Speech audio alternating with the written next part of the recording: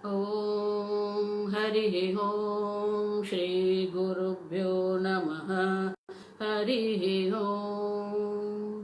ॐ शन्नो मित्रशं वरुणः शन्नो भवत्वर्यमा शन्न इन्द्रो बृहस्पतिः शन्नो विष्णुरुक्रमः।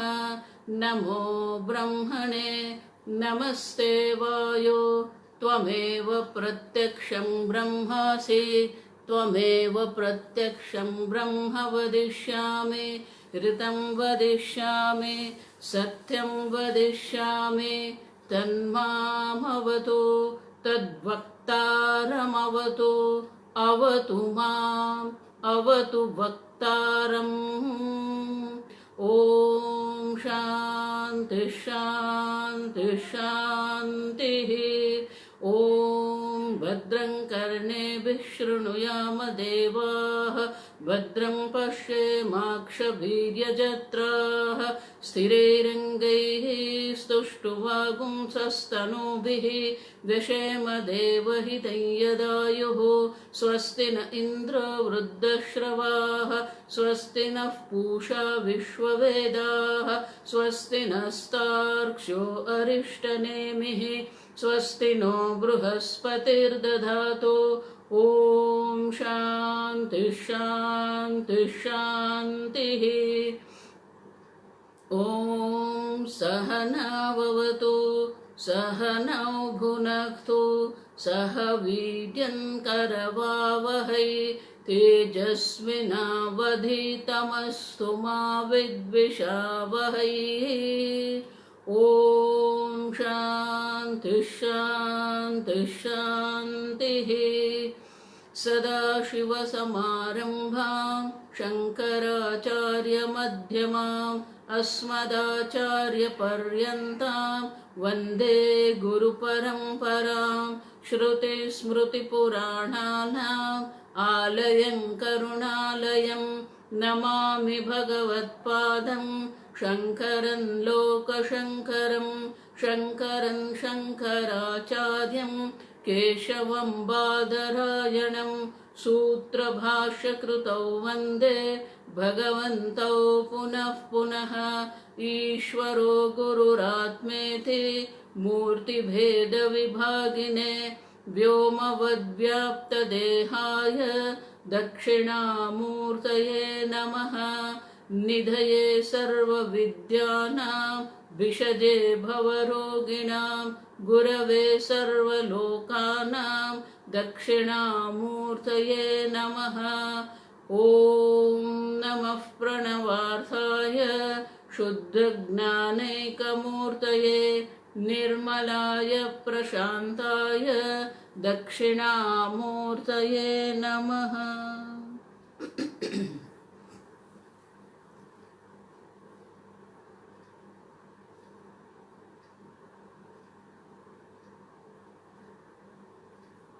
हरि ओम, जय श्री कृष्ण।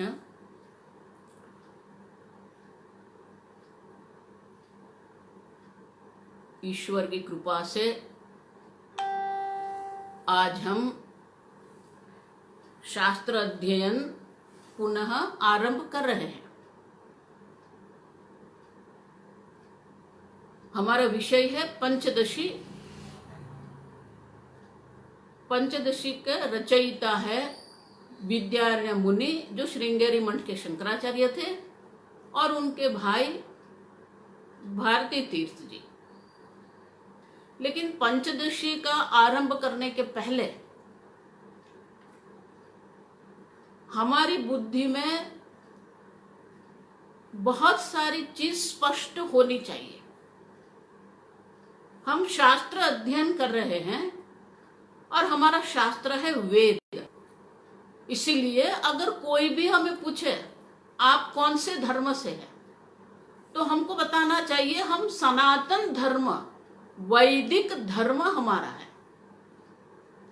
धर्म शब्द का अर्थ भी हम बाद में समझेंगे, लेकिन पहले ये समझो हम वैदिक धर्म जो है, तो वैदिक धर्म माने कि वेद से जो आया उसको वैदिक कहते हैं। तो वेद क्या है?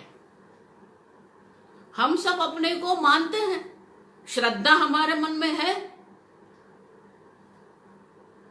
हम शास्त्रों को भी मानते हैं,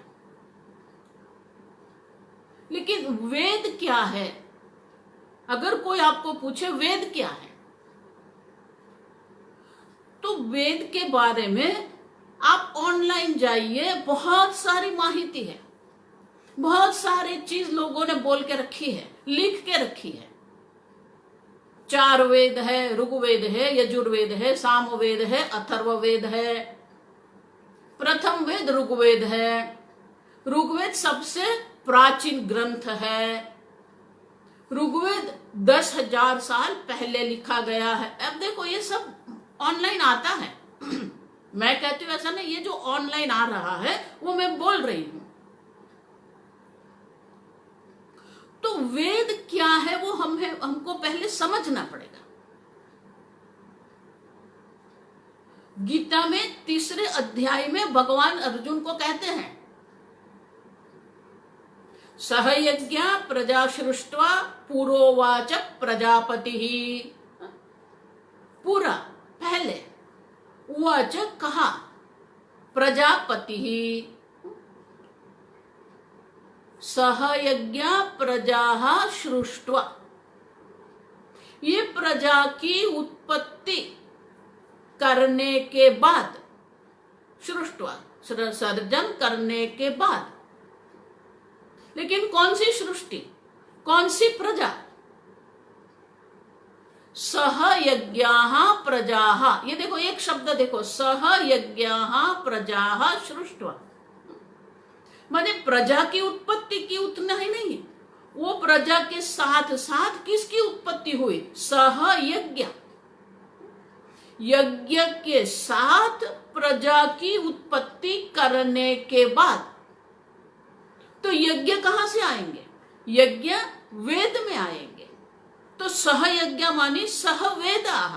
अब समझो, मनुष्य की उत्पत्ति हुई, सृष्टि का सर्जन हुआ, उसके साथ साथ ही वेद है। 10,000 साल पहले नहीं, जब से मनुष्य की उत्पत्ति भगवान ने की है, उस मनुष्य की उत्पत्ति के साथ साथ ही वेद की उत्पत्ति है। सह यज्ञाः प्रजाः सृष्ट्वा। तो वेद उत्पत्ति जो है, तो वेद की उत्पत्ति सृष्टि के सर्जन के साथ साथ ही हुई है। ये उत्क्रांतिवाद हम नहीं मानते हैं, आप समझो। बहुत सारे लोग ये दशावतार को भी उत्क्रांतिवाद में रखते हैं। सब एक साथ हुआ है, तत्सृष्ट्वा, एक साथ सबका सर्जन हुआ और मनुष्य का सर्जन हुआ। मनुष्य के सर्जन के साथ साथ वेद का भी सर्जन है। तो वेद की उत्पत्ति जो है, उनको कोई तारीख, कोई वर्ष हम नहीं दे सकते हैं, क्योंकि जितनी पुरानी ये सृष्टि है उतने पुरानी ये वेद है। एक बात अब समझना, सह यज्ञ प्रजाः सृष्ट्वा, याद रखो आप।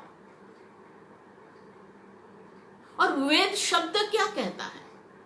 विद ज्ञाने। ये विद धातु है जो ज्ञान के अर्थ में है। वो विद धातु से वेद शब्द बना। तो वेद शब्द का अर्थ होगा ये ज्ञान का भंडार है। पूज्य स्वामी जी हमेशा कहते थे body of knowledge. Body of knowledge माने ये ज्ञान का भंडार है। वेद ज्ञान का भंडार है। सब प्रकार के ज्ञान ये वेद में है। तो जो ज्ञान का भंडार है उसको हम वेद कहते हैं। लेकिन वेद क्या है? वो ग्रंथ है, पुस्तक है, उपदेश है। तो 16वां अध्याय में, गीता के 16वां अध्याय में अंतिम श्लोक में भगवान श्री कृष्ण कहते हैं तस्मात् शास्त्रम ते प्रमाणम। ये शास्त्र आपके लिए प्रमाण है। शास्त्र प्रमाण है, वेद प्रमाण है। अब समझो, कोई आपसे पूछे वेद क्या है तो आपको कहना चाहिए वेद प्रमाण है। गीता में 16वां अध्याय में भगवान कहते हैं तस्मात् शास्त्रम ते प्रमाणम। शास्त्र प्रमाण है, वेद प्रमाण है। तो अब कि कोई आपको पूछे वेद क्या है तो आपको कहना पड़ेगा वेद प्रमाण है। प्रमाण शब्द का अर्थ क्या होगा? प्रमाकरणम प्रमाणम। प्रमा माने ज्ञान, विद्या, और प्रमा का जो साधन है उनको हम कहते हैं प्रमाणम। पूज्य स्वामी जी कहते थे मीन्स ऑफ नॉलेज। तो वेद प्रमाण है। वेद जब से ये सृष्टि हुई है तब से ये वेद है, माने वेद का कोई इतिहास, कोई तारीख नहीं है। और प्रमाण किसको कहते हैं? जो हमारे ज्ञान के लिए साधन है।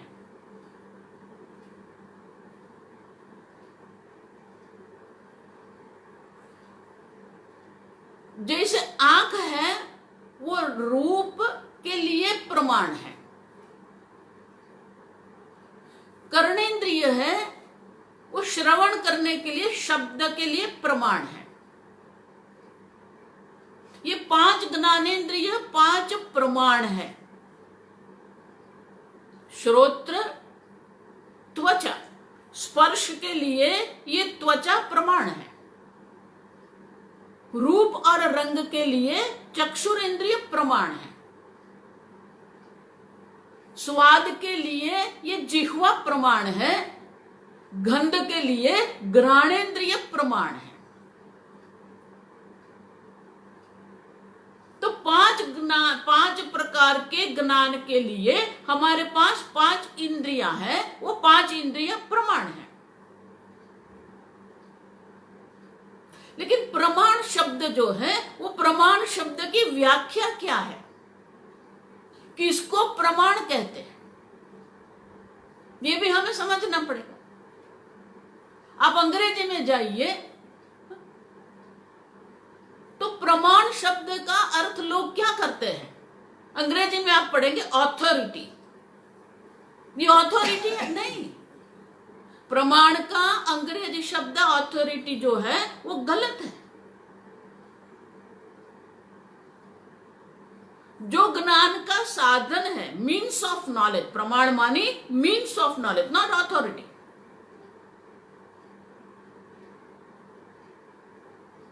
देखो, विज्ञान आप पढ़ते हैं, शास्त्र साहित्य आप पढ़ते हैं, हर एक शब्द का एक अर्थ होता है, एक व्याख्या होती है। तो प्रमाण की भी एक व्याख्या है। वेद प्रमाण है तो प्रमाण किसको कहते हैं? जैसे ही आपके मन में प्रमाण शब्द आए उनके साथ और 3 शब्द होना चाहिए। अपूर्व, अपूर्वम प्रमाणम, अबाधितम प्रमाणम, स्वतंत्रम प्रमाणम। अपूर्वम, अपूर्व माने कि यूनिक, अपूर्व माने कि उनका जैसा दूसरा कुछ है ही नहीं। पूर्वम न विद्यते, उसके पहले और माने कि उसके जैसा, उसके समान और कोई नहीं है। रूप और रंग के देखने के लिए चक्षुरेंद्रिय प्रमाण है। तो चक्षुरेंद्रिय प्रमाण है तो रूप और रंग के लिए चक्षु अपूर्व है। क्यों? क्योंकि कर्णेंद्रिय से हम रूप रंग नहीं देख सकते।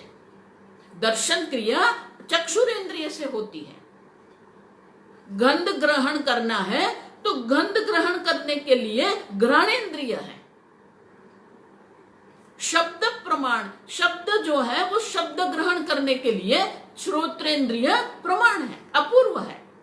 आंख से आप सुन नहीं सकते हैं, नाक से आप सुन नहीं सकते हैं, जिह्वा से आप सुन नहीं सकते हैं। तो हर एक इंद्रिय अपने अपने विषय में अपूर्व है। अच्छा, अबाधितम, अबाधितम माने उनको हम नकार सकते नहीं है। जो आंख से दिखता है उनको हम कर्णेंद्रिय से नकार सकते नहीं है।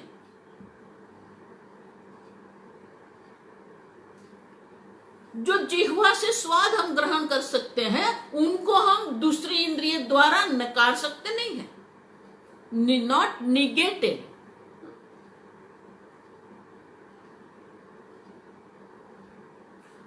स्वतंत्र, अपूर्वम अबाधितम स्वतंत्रम प्रमाणम।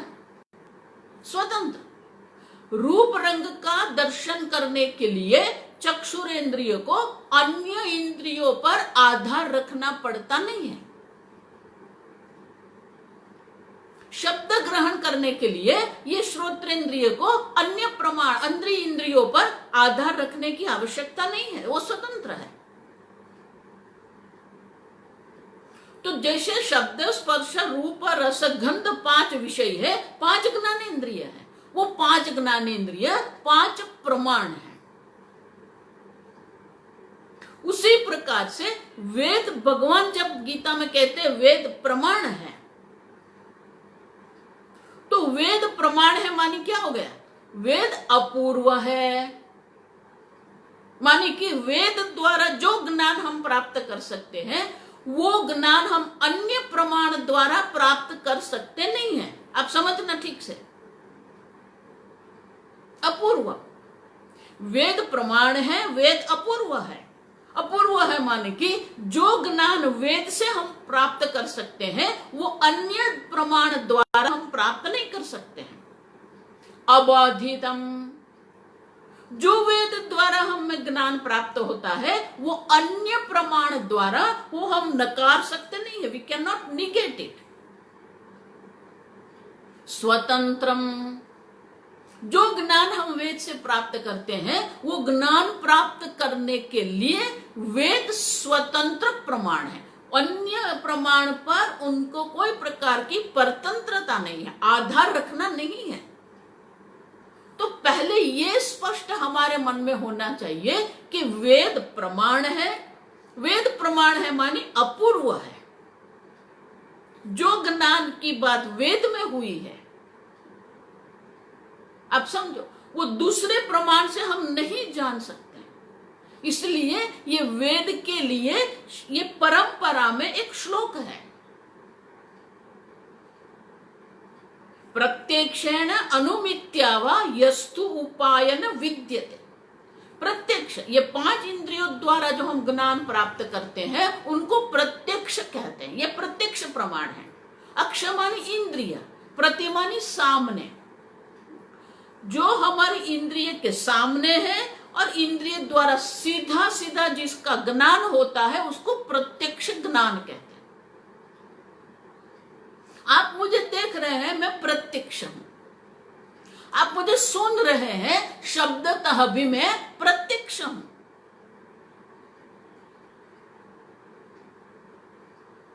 तो जो प्रत्यक्ष प्रमाण द्वारा जो हम जान नहीं सकते, अनुमित्यावा, अनुमान, 3 प्रकार के प्रमाण है। प्रत्यक्ष प्रमाण है, परोक्ष प्रमाण है, शब्द प्रमाण है। 5 इंद्रिय ये प्रत्यक्ष प्रमाण है, जो आंख के सामने नहीं है, जो 5 इंद्रियों के सामने नहीं है, लेकिन जिसका ज्ञान हमें हो सकता है उसको परोक्ष ज्ञान कहते हैं। देखो, ये बहुत सारे शब्द हैं, ये सारे शब्द आपको स्मृति में रहना चाहिए, याद रहना चाहिए। वेद प्रमाण है, वेद अपूर्व है, वेद अबाधित है, वेद स्वतंत्र है।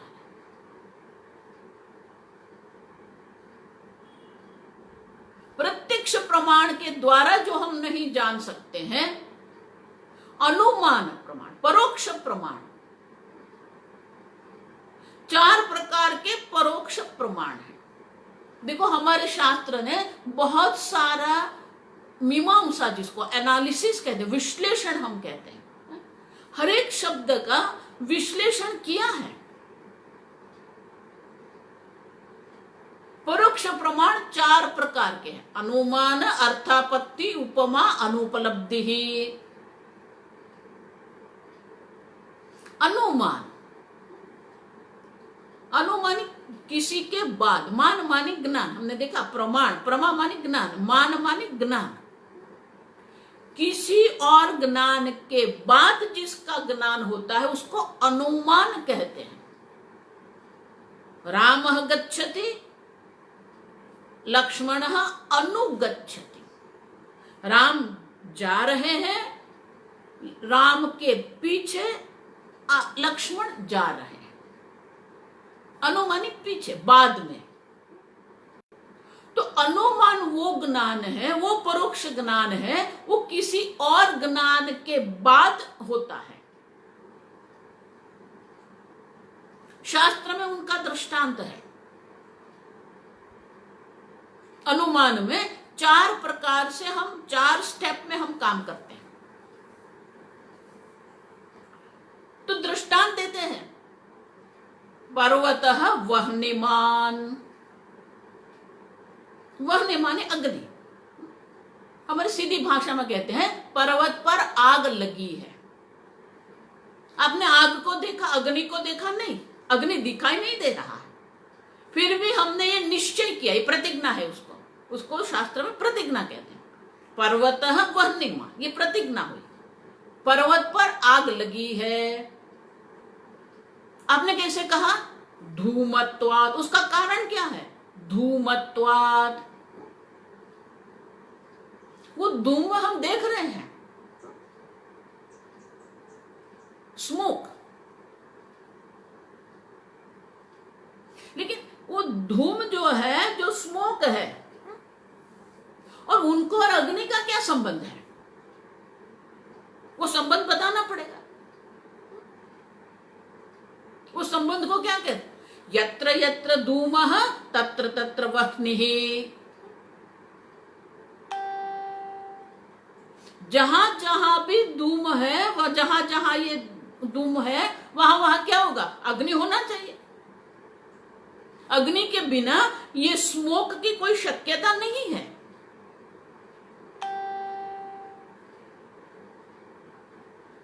तो हम क्या देख रहे हैं? हम स्मोक देख रहे हैं, धुआं उठ रहा है।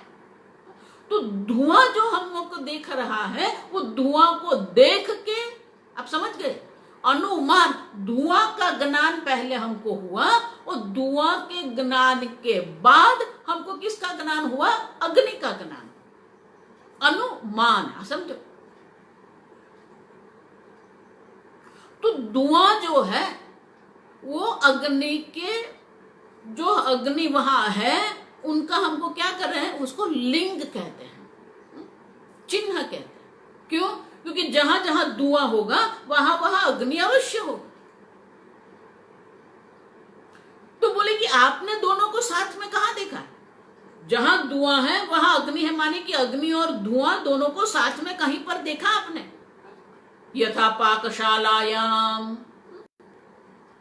जैसे रसोई में,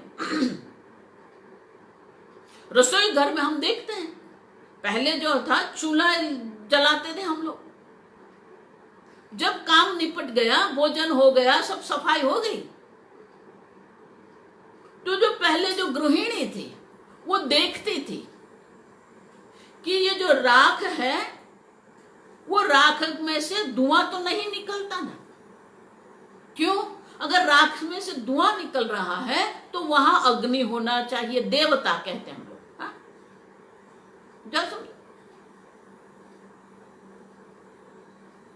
तो हम रसोई घर में देखते हैं जहां अग्नि है वहां धुआं है, लेकिन उल्टा मत समझना, जहां अग्नि है वहां धुआं है, ऐसा उल्टा नहीं है। जहां धुआं है वहां अग्नि है, यत्र यत्र धूमः तत्र तत्र वह्निः, यत्र यत्र अग्निः तत्र तत्र धूमः, ऐसा नहीं है। अब स्पष्ट समझना, उल्टा मत करना। जहां अग्नि है वहां धुआं है ऐसा नहीं है, लेकिन जहां जहां धुआं है वहां अग्नि अवश्य है। और इसलिए हम निश्चय करते हैं, जब हम पर्वत पर धुआं देखते हैं तो हम निश्चय करते हैं वहां अग्नि है, आग लगी है। तो उसको कहते हैं अनुमान। देखो, मैं जो कुछ कह रही हूं वो कुछ नई चीज नहीं है, आपके जीवन में आप हर रोज ये अनुभव कर रहे हैं। जब बच्चा घर पर आता है स्कूल से, जिस दिन वो बच्चा बहुत शांत है, अपना काम कर लिया, एकदम शांत है, आप समझ जाते हैं। क्या समझते हैं? स्कूल में कोई गड़बड़ करके आया इसलिए आज बहुत शांत है। अनुमान। देखो, अब रास्ते पर जा रहे हैं, पीछे से आपने आवाज सुनी, ये भारत देश है, आप समझो, यहां हर एक प्रकार के वाहन होते हैं रास्ते पर। साइकिल भी होती है, स्कूटर भी होती है, ऑटो रिक्शा भी होती है, ट्रक भी होती है, गाड़ी भी होती है, सब होता है। आप रास्ते पर जा रहे हैं, आपने पीछे से एक वाहन की आवाज सुनी। आप जब आवाज सुनते हैं तो आपको पीछे मोड़ के देखने की आवश्यकता नहीं है, वो आवाज से ही आप समझ जाएंगे ये स्कूटर की आवाज है। अब जब स्कूटर की आवाज है तो आप क्या करेंगे? 2 फुट खस जाएंगे, ऐसे हट गए हम। ये ऑटो रिक्शा की आवाज है, 5 फुट हट गए। पूज्य स्वामी जी कहते हैं ये ट्रक की आवाज है, 10 फुट हट के रुक जाओ। क्यों? स्वामी जी कहते हैं भारत में ये ट्रक जो है वो साक्षात यमराज है, और वो पीछे लिखता भी है फिर मिलेंगे। हम देख, आपको वाहन देखने की आवश्यकता नहीं है। क्यों? क्योंकि सब आवाज, स्कूटर की आवाज और स्कूटर आपने साथ में देखा है, वो ज्ञान है आपके पास कि ये आवाज किसकी है। ये गाड़ी की आवाज है, ये स्कूटर की है, ये ट्रक की है, ये ऑटो रिक्शा की है। ये अनुमान है, हम अनुमान से ही चलते हैं। हम बहुत सारे कार्य हम अनुमान से करते हैं। तो परोक्ष प्रमाण में एक है अनुमान, दूसरा है अर्थापत्ति। अनुमान एक पॉजिटिव है, आप समझो, धुआं देखा और अग्नि है बोल दिया। अर्थापत्ति माने क्या? वो 2 नेगेटिव है। अर्थापत्ति माने 2 नकारात्मक ज्ञान है। आप समझ, शास्त्र में दृष्टांत बहुत मजे का है। देवदत्तः पीनः, ये देवदत्त मोटा है, दिवा न खादति, लेकिन दिन में कोई उनको खाते हुए देखता नहीं है। दिवा न खादति, दिन में खाता नहीं है, लेकिन वो मोटा है।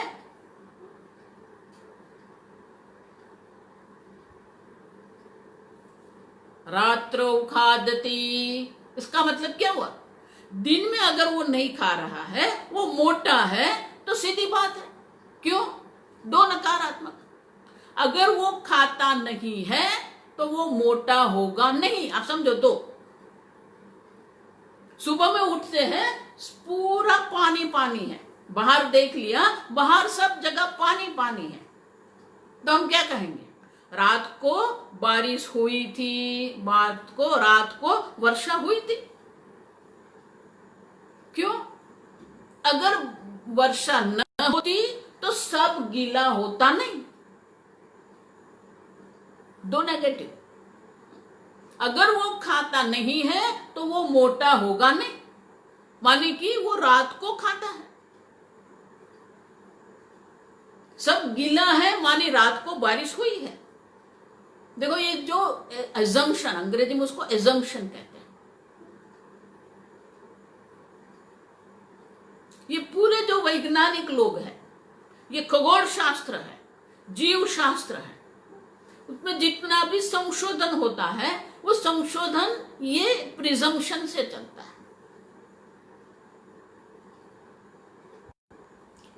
पेनिसिलिन का जब संशोधन हुआ, वो बैक्टीरिया ग्रो कर रहे थे, अचानक देखा वो बैक्टीरिया मर गए। कैसे मर गए? साथ में वो फूग वहां पर थी, फंगी। तो क्या कहा, अगर ये नहीं होती तो ये नहीं मरते, माने कि इनकी हाजिरी से मर गए। अर्थापत्ति, अनुमान, उपमा। उपमा कोई अगर साउथ अफ्रीका में सफारी करके आया, वहां बहुत सारे बाइजन नाम के प्राणी हैं, बहुत सारे हैं, हजारों की संख्या में, और वो वर्णन कर रहे हैं, हमने बाइजन को देखा, बहुत सारे बाइजन थे, वो नदी पार कर रहे थे।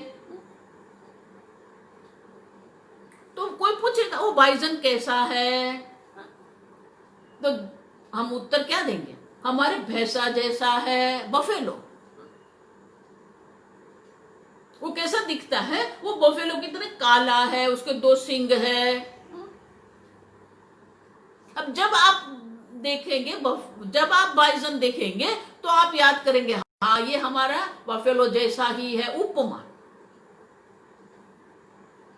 और चौथा अनुपलब्धि प्रमाणम। हमारे 50% व्यवहार जो है वो ये अनुपलब्धि से चल रहे हैं।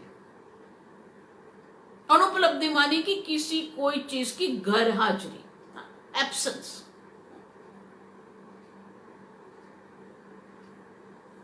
मेरे हाथ में हाथी है, दिखाई दिया आपको? मेरे हाथ में हाथी है, देखा आपने? नहीं। तो आपने क्या देखा? हाथी नहीं देखा, लेकिन क्या देखा? हाथी का अभाव आप देख रहे हैं। ये थोड़ा समझना पड़ेगा। अनुपलब्धि। आप भोजन कर रहे, क्यों? पेट खाली है, अभाव। आप बर्तन में कुछ भर रहे हैं, क्यों? खाली है। आप चल रहे हैं, क्यों? मेरे सामने खाली, अभाव है। आप देखो, अनुपलब्धि। आप पेपर पर लिख रहे हैं, क्यों? क्योंकि वो पेपर खाली है। आप समझते? अनुपलब्धि। एक वेदांत है जो ये अनुपलब्धि प्रमाण को स्वतंत्र प्रमाण समझते हैं, बाकी सब ये प्रमाण नहीं स्वीकारते। तो देखो, एक प्रत्यक्ष प्रमाण हुआ, वो प्रत्यक्ष प्रमाण के साथ ये 4 प्रमाण हुए, अनुमान, अर्थापत्ति, उपमा, अनुपलब्धि। 5 प्रमाण हुए।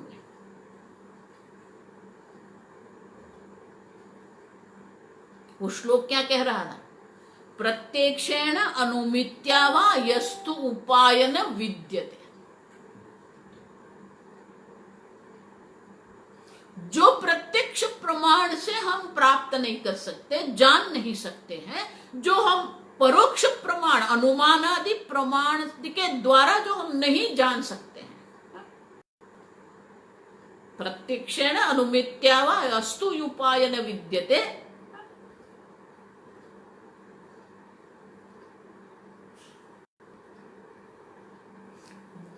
जो वेदेन विन्दति, वो हम किससे जान सकते हैं? वेद द्वारा हम जान सकते हैं।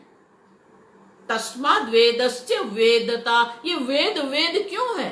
क्योंकि जो अन्य प्रमाण द्वारा हम नहीं जान सकते हैं, वो हम वेद द्वारा जान सकते हैं।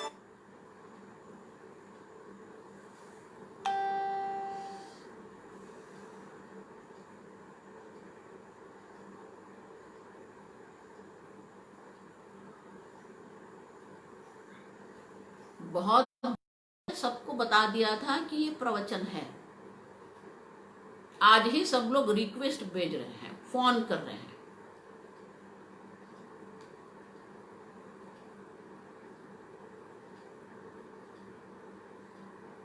लोग समझते नहीं है कि ये प्रवचन लाइव हो रहे हैं, तो उसमें विक्षेप नहीं होना चाहिए।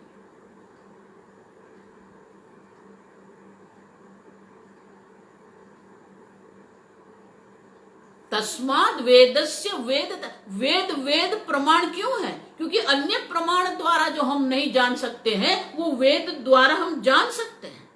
आप समझो, मानी वेद एक स्वतंत्र प्रमाण है।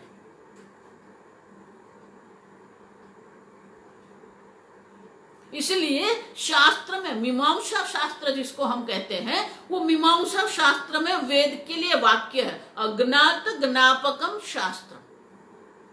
अज्ञात मानी अन्य प्रमाण द्वारा जो हम नहीं जान सकते हैं, उनको जानने वाला ज्ञापकम, मेक अस नो ज्ञापक। अब समझो, अज्ञात ज्ञापकम शास्त्र, वेद शास्त्र है, वेद प्रमाण है।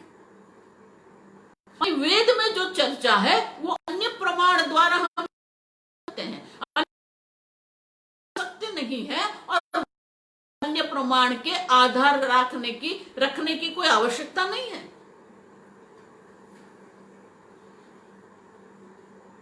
तो जब भी आप वेद शब्द सुने या कोई पूछे वेद क्या है, तो आपको बताना चाहिए वेद ग्रंथ नहीं है, वेद किसी ने लिखा नहीं है।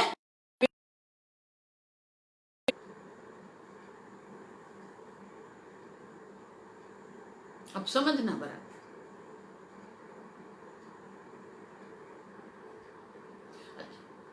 तो सहयज्ञ प्रजा सृष्टि, जब से ये मनुष्य की उत्पत्ति हुई है, तब से ये वेद की भी उत्पत्ति हुई है, और ये वेद प्रमाण है। वेद प्रमाण हमें वो ज्ञान देता है जो हम अन्य प्रमाण के द्वारा जान सकते नहीं है। बहुत सारे लोगों को ये प्रश्न होगा कि क्या जरूरत है, ठीक है, हमारे पास जो है वो प्रमाण से हम जो जान सकते हैं, हमारा जीवन हम जी सकते हैं, ये वेद की क्या आवश्यकता है?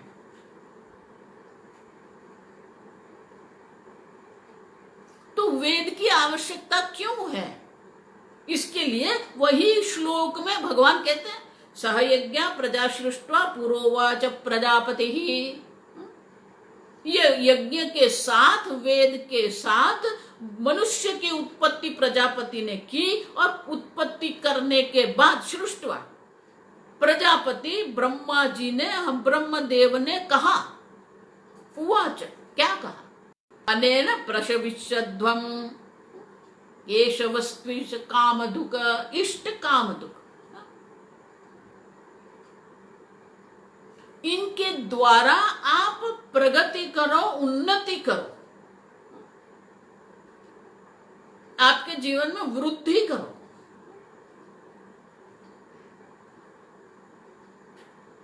क्यों? इष्ट काम धुक एषः वह, ये वह आपके लिए, आप सबके लिए ये वेद जो है क्या है? इष्ट काम धुक। इष्ट माने कि जिसकी आप इच्छा करते, इच्छनीय है, आपके लिए जो इच्छनीय है।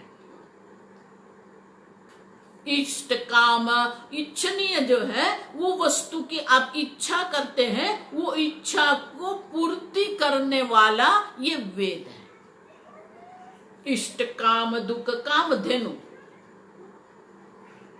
कामधेनु किसको कहते हैं? जो हमारी कामनाओं को, इच्छाओं को पूर्ति करने वाली है। तो ये वेद मनुष्य के लिए काम दुख है, काम की पूर्ति करने वाला है। हमारी बहुत सारी इच्छाएं हैं, उस सब इच्छाओं की पूर्ति ये वेद द्वारा हो सकती है। हमारे जीवन में अगर हमको प्रगति करना है, हमारे जीवन में हम उन्नति करना है, हमारी वृद्धि करना है, वेद हमको उनका मार्ग दिखाता है। ये अनेन प्रसविश्वध्वम। अच्छा, तो वेद के आधार पर अगर हम चर्चा करें तो मनुष्य जीवन के 4 पुरुषार्थ हैं, सब जानते हैं, आप समझना। धर्म, अर्थ, काम, मोक्ष। आजकल का जो जीवन है वो जीवन में 2 ही पुरुषार्थ है, अर्थ और काम। अर्थ मानी संपत्ति, सत्ता, संबंध, पहचान, परिचय। स्थावर जंगम संपत्ति है, सत्ता आपके पास है, प्रसिद्धि आपके पास है, नामना आपके पास है, ये सब अर्थ है। पहले मनुष्य संपत्ति की इच्छा करता है, संपत्ति मिलती है, फिर वो सत्ता की इच्छा करता है, सत्ता मिलती है, वो प्रसिद्धि की इच्छा करता है। पुरुषार्थ मानी पुरुषेण अर्थ्यते पार्थ्यते इति पुरुषार्थ है। जिसकी इच्छा मनुष्य करता है उसको पुरुषार्थ कहते हैं। अर्थ पहला क्या है? अर्थ। काम, जब संपत्ति आती है तो इच्छा की पूर्ति होती है। धन होता है तो सोचते हैं चलो साउथ अफ्रीका जाके सफारी करेंगे। धन मिलता है, चलो जाके कैलाश मानसरोवर जाएंगे। तो अर्थ जो है हमारी इच्छा की पूर्ति के लिए आवश्यक है। तो अर्थ है, काम है, इच्छा है, और इच्छा की पूर्ति हम करते हैं, भोग करते हैं। आजकल का जो सांप्रत काल का जो जीवन है वो संपूर्ण जीवन ये 2 पर चल रहा है, अर्थ और काम। मैं कितनी ज्यादा संपत्ति एकत्रित करूं, संचय करूं, और मैं कितना भोग करूं। ये भोग की कोई अवधि नहीं है, कोई सीमा नहीं है, आप समझना। और वो संपत्ति जितनी उतनी ज्यादा होगी, वो भोग का प्रदर्शन भी इतना ही करेगा। मैं नहीं बोल रही हूं खराब है या सच्चा है, अच्छा है, ये कुछ नहीं बोल रही हूं, आप समझना। मैं आपको समझा रही हूं। ये अर्थ है, ये काम है। तो जितना हमारी संपत्ति बढ़ेगी उतना हमारा भोग भी बढ़ेगा। 2-4 साल पहले मुझे एक विवाह में आमंत्रण मिला था।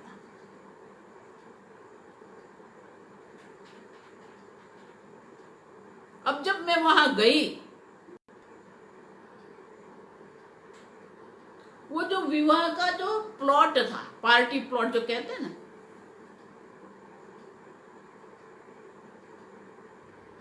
इतना बड़ा था।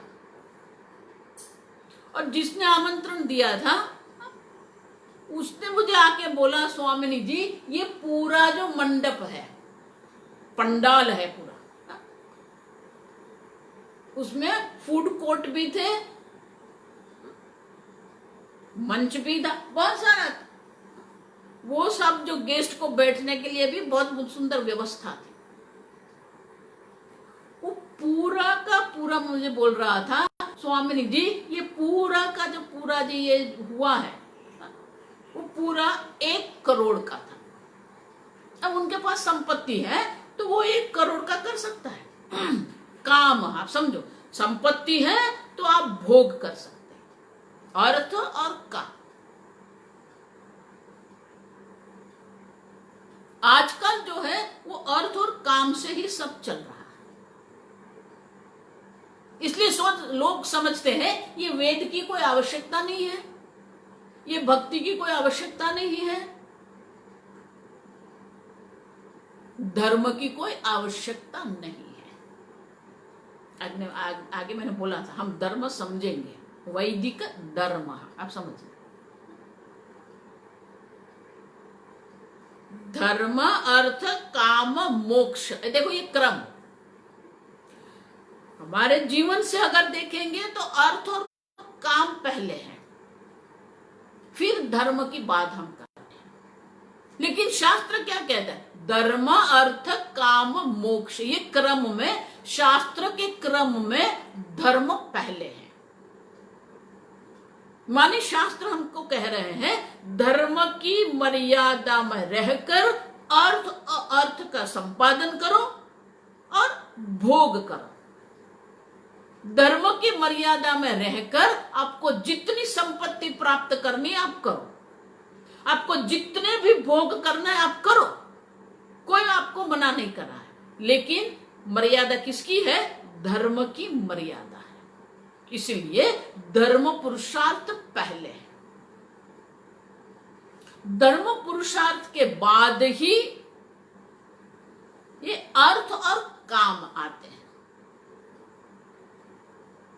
आप सुन, तो वेद प्रमाण है, वेद हमको 4 पुरुषार्थ बताते हैं, धर्म अर्थ काम और मोक्ष। अब धर्म क्या है हम कल आगे देखेंगे। कल हम देखेंगे धर्म किसको कहते हैं, धर्म की व्याख्या क्या है। वेद प्रमाण है, ये आपको स्पष्ट होना चाहिए। अब धर्म क्या है और मोक्ष क्या है हम कल देखेंगे।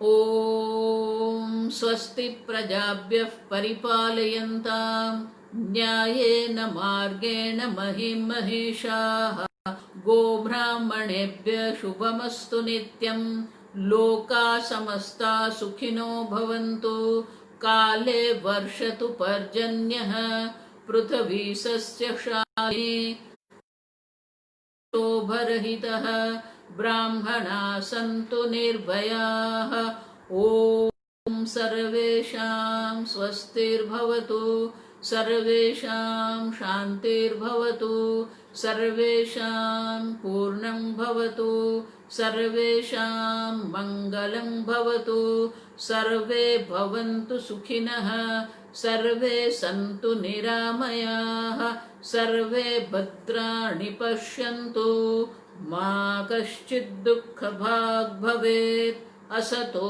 मा सद्गमय तमसो मा ज्योतिर्गमय मृत्योर्मा अमृतङ्गमय ॐ पूर्णमदः पूर्णमिदं पूर्णात् पूर्णमुदच्यते पूर्णस्य पूर्णमादाय पूर्णमेवावशिष्यते ॐ शान्ति शान्ति शान्तिः हरिः ॐ श्री गुरुभ्यो नमः हरिः ॐ।